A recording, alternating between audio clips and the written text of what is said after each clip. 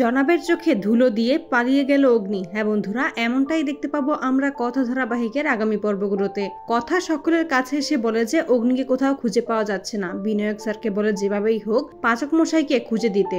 Vinayak sir তখন কথাকে শান্ত করে বলে যে তুমি চিন্তা করো না, অগ্নিকে আমরা ঠিক খুঁজে বের করব।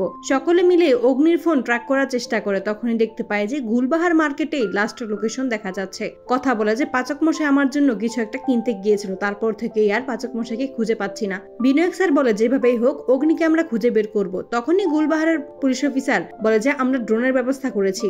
তখনই কথাকে বিনায়ক স্যার বলে ওই মেয়েটাকে কোনো ক্লু ফেলে গিয়েছিল বা তোমাদের ঘরে কি কিছু পাওয়া যেতে পারে? তখন কথা বলে আমার মনে হচ্ছে পাচক মশাইকে ওরা সীমান্তের বাইরে নিয়ে গেছে। বিনায়ক স্যার বলে তুমি এতটা শিওর কিভাবে হচ্ছ? কথা বলে ওই মেয়েটাকে ধরার সময় আমরা একটু একটু কাপড় পেয়েছিলাম যাতে সীমান্তের বাইরের ঠিকানা লেখা ছিল।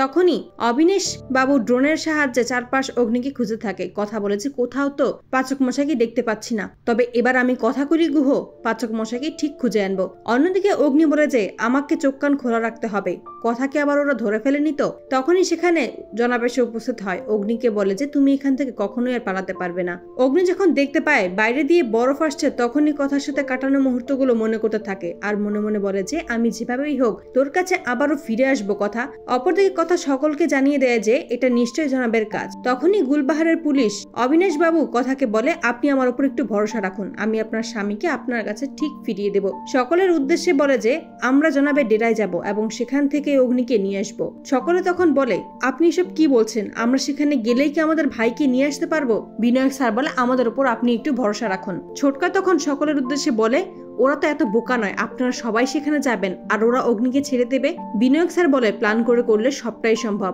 আমরা কোনোভাবেই কথাকলিকে ওদের হাতে ছেড়ে দিতে পারবো না। ওদের এটাই প্ল্যানিং ছিল, অগ্নিকে আটকে কথাকলিকে ওদের কাছে নিতে পারবে। পূর্বা তখন বলে যদি এটাই হয়ে থাকে তাহলে ওরা কেন কথাকে নিয়ে গেল না? বিনায়ক স্যার বলে যে জনাবের সাথে নিশ্চয়ই রেচার যোগাযোগ আছে, আর আমি যদি ভুল না করি তাহলে রেচাই জনাবকে এই বুদ্ধিটা দিয়েছে, কারণ কথাগুলির একমাত্র দুর্বলতা হলো অগ্নি।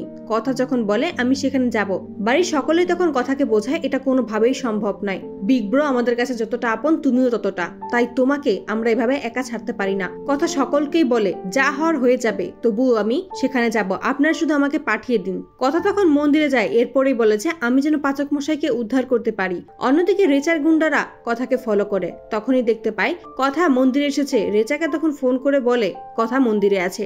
অন্যদিকে অগ্নি ভাবতে থাকে যে এভাবেই একজন খাবার দিতে আসবে আর এটাই সুযোগ জনাবের চোখে ধুলো দিয়ে পালানোর। কায়দা কানুনের সকলেই নিশ্চয় আমাকে খুঁজতে ব্যস্ত হয়ে উঠেছে। আর মনে মনে বলে আপনি এখনো এই শেফ এভিকে চিনতে পারেননি জনাব। তো বন্ধুরা, তোমাদের কি মনে হয় অগ্নি কি পারবে জনাবের চোখে ধুলো দিয়ে সেখান থেকে পালাতে? কমেন্টে জানাও। আর নিয়মিত আপডেট পেতে আমাদের চ্যানেলটি এক্ষুনি সাবস্ক্রাইব করে পাশে থাকো। ধন্যবাদ।